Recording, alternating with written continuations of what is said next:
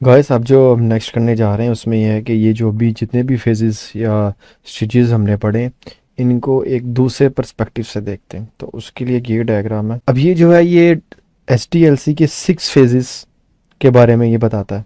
अब इसमें चीज़ें वही हैं, मैंने आपको जैसे पहले भी बताया था कि 6 भी हो सकती हैं, 7, 8, 9। हर कंपनी ने अपने हिसाब से अपने प्रोसेस को डिफाइन किया होता है। अब इसमें आप देख रहे होंगे कि एनालिसिस है, लेकिन अगर जो हमने पढ़ा है उसमें आपके पास प्लानिंग आ रहा है और रिक्वायरमेंट आ रहा है। अगर आप देखेंगे तो जो चीज़ें मैंने आपको बताई थी प्लानिंग और रिक्वायरमेंट में, वो असल में इस पिक्चर के मुताबिक एनालिसिस में कवर हो रहा है। प्रोडक्ट ओनर है, वो मैंने आपको बताया था कि वो प्रोडक्ट ओनर होगा, बिजनेस एनालिस्ट होगा, वो असल में क्लाइंट की मैनेजमेंट के साथ 1 to 1 होगा और इनसे चीज़ें लेगा कि उनको की क्या रिक्वायरमेंट है। प्रोजेक्ट मैनेजर क्या होगा, एसआरएस डॉक्यूमेंट बनाएगा रिक्वायरमेंट सेक्शन के अंदर, और वो करेगा क्या कि जितनी भी वर्डिंग है ना उसको टेक्निकल चीज़ों में कन्वर्ट कर देगा। अब बिजनेस एनालिस्ट भी यहाँ पे आ गया, प्रोडक्ट ओनर या बिजनेस एनालिस्ट आप किसी को भी कंसिडर कर सकते हैं।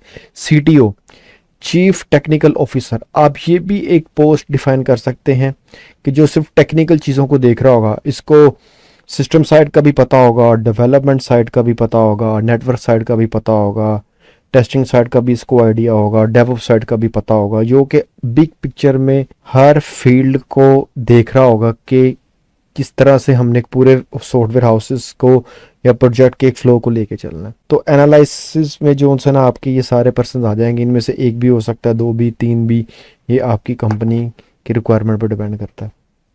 उसके बाद आ जाएगा डिज़ाइन। डिज़ाइन में आपके आएंगे सिस्टम आर्किटेक्ट, यूज़र एक्सपीरियंस और यूज़र इंटरफेस डिज़ाइनर, के जो ये बनाएंगे कि आपकी जो एप्लीकेशन है वो दिखेगी कैसे, उसके कलर्स कैसे होंगे, उसकी अपीयरेंस कैसे होगी, कौन कौन से पेजेस होंगे, डाटा कैसे फ्लो करेगा, उनका डिज़ाइन क्या बनेगा। ये ब्लॉक्स की फॉर्म में बनाया जाता है एसआरएस के अंदर। उसके बाद आएगा डेवलपमेंट। डेवलपमेंट के अंदर आपके आएगा front end, back end developer होंगे, जो बैक एंड की जो लॉजिक होगा, बिजनेस लॉजिक होगा, उसको परफॉर्म करेंगे।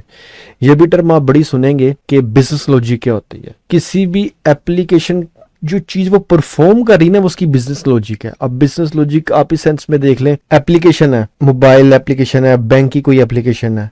अब उसकी बिजनेस लॉजिक क्या है कि जिसका बैंक अकाउंट है वो यूजर आएगा, अपना लॉगिन से ऐप को लॉगिन करेगा, अपना बैलेंस वो चेक कर सकता है, ट्रांजैक्शन चेक कर सकता है, पैसे ट्रांसफर कर सकता है। अगर वो एटीएम यूज कर रहा है तो वो अपना कैश वहां से विड्रॉ करवा सकता है। ये एक बिजनेस लॉजिक है। जो आपका मेन फंक्शनैलिटी होती है ना, उसको बिजनेस लॉजिक कहा जाता है। तो वो बैक एंड पे वो बनाएगा कि चीज कैसे काम कर रही होगी। फ्रंट एंड आपको के बटन कैसे दिखेंगे, लॉगिन पेज कैसे दिखेगा, यूजर नेम, ईमेल, पासवर्ड, ये फील्ड कैसे दिखेंगी, उनकी कलर कॉम्बिनेशन, वो सारा जो उनसा वो आपका फ्रंट एंड बनाएगा। और ये किस बेस पे बनाएगा, ये यूजर एक्सपीरियंस और डिजाइनर की बेस पे बनाएगा। उसके बाद आ जाता है टेस्टिंग। अब टेस्टिंग में इसमें आएगा क्यूए। ये वो काम है जो हम करेंगे। QA engineer, quality assurance engineer, कुछ लोग इसको क्यूए ऑटोमेशन भी कहते हैं। अब हम मैनुअल हैं तो हम क्यूए इंजीनियर आगे ब्रैकेट में मैनुअल लिख देंगे। अगर कोई बात करता है ऑटोमेशन की तो क्यूए इंजीनियर आगे ऑटोमेशन लिख देंगे। एसक्यूए की भी अब जो मार्केट में जो नई टर्म चल रही है वो है एसक्यूए, एसक्यूए इंजीनियर, और आगे मैनुअली ऑटोमेशन लिखा होता है। आपको नॉर्मल लिंक्डइन पे भी आपको जॉब्स इसी तरह से मिल रही होंगी। टेस्टर, टेस्टर वो है जो एप्लीकेशन को टेस्ट करेंगे। अब इसमें भी काफ़ी डिवीजन आ जाती है कि अब इसमें क्या होगा, एक आगे जाके हम टेस्टिंग के लेवल्स पढ़ेंगे। तो ये जो टेस्टर है ना, ये आपका कोई भी हो सकता है, प्रोडक्ट ओनर भी हो सकता है और कस्टमर या क्लाइंट साइड से भी हो सकता है। अब डेवऑप्स होगा वो जो डेवलपमेंट और ऑपरेशंस को देख रहा होगा, यानी कि इसका ये काम थ्रू आउट द यहाँ तक है डेवलपमेंट। ये एक पूरी एक इंडस्ट्री है डेवऑप्स की, एक प्रॉपर जेडी है और इसमें बहुत कुछ आता है। इसकी भी कुछ ना कुछ सेक्शन हम कवर करेंगे इस सीरीज में मैनुअल टेस्टिंग की। तो इसका काम होता है कि डेवलपर से कोड लेने से एप्लीकेशन के लाइव होने तक जितने भी प्रोसेस आते हैं, जितनी भी वर्चुअल मशीन्स आती हैं, कोडिंग के टूल्स आते हैं, वो सब कुछ डेवऑप्स का काम है कि एप्लीकेशन को अप रखना। हर चीज जो आपकी जिनके ऊपर वो मूव कर रही होगी आपका कोड, वो सारा इंफ्रास्ट्रक्चर डेवऑप्स उसको देख रहा होगा। डिप्लॉयमेंट में डाटा एडमिनिस्ट्रेशन आ जाएगी, डेवऑप्स फिर इधर आ जाएगा। अब जब आपकी एप्लीकेशन डिप्लॉयमेंट हो जाएगी तो लास्ट पे आ जाएगा मेंटेनेंस। अब उसमें आएगा यूज़र।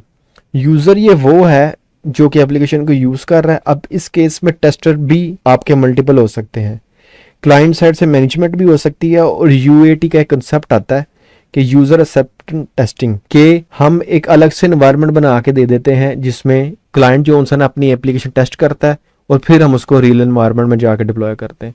और सपोर्ट मैनेजर में होगा कि आपकी क्लाइंट साइड से भी कोई टीम होगी, जैसे हमने पिछले सेक्शन में भी डिस्कस किया था कि ऑपरेशन और मेंटेनेंस के टीम उसके लॉग्स देख रही होगी। अभी आप as a product based company भी ये काम कर सकते हैं, जो आपने एप्लीकेशन डिप्लॉय की है क्लाइंट के पास उसको मॉनिटर कर रहे हैं, और क्लाइंट के साइड पे भी आपके टीम के कुछ मेंबर होंगे जो रेगुलर बेसिस पे इवेंट्स को देख रहे होंगे कि किसी ने गलत पासवर्ड एंटर किया, उसका लॉग जनरेट हुआ है, किसी ने एक ही यूजर नेम को यूज करते हुए मल्टीपल पासवर्ड लगा के अटेम्प्ट करने की कोशिश की है कि वो लॉगिन कर ले, कोई गलत यूजर नेम एंटर कर रहा है, गलत पासवर्ड एंटर कर रहा है, तो ये सब चीजें भी मॉनिटर हो रही थी। तो वो सपोर्ट मैनेजर उस सेंस में लिखा हुआ है कि कोई भी मैनेजर या एक पूरी टीम होगी जो उसको मॉनिटर कर रही होगी। इस तरह ये हमारा जो एसडीएलसी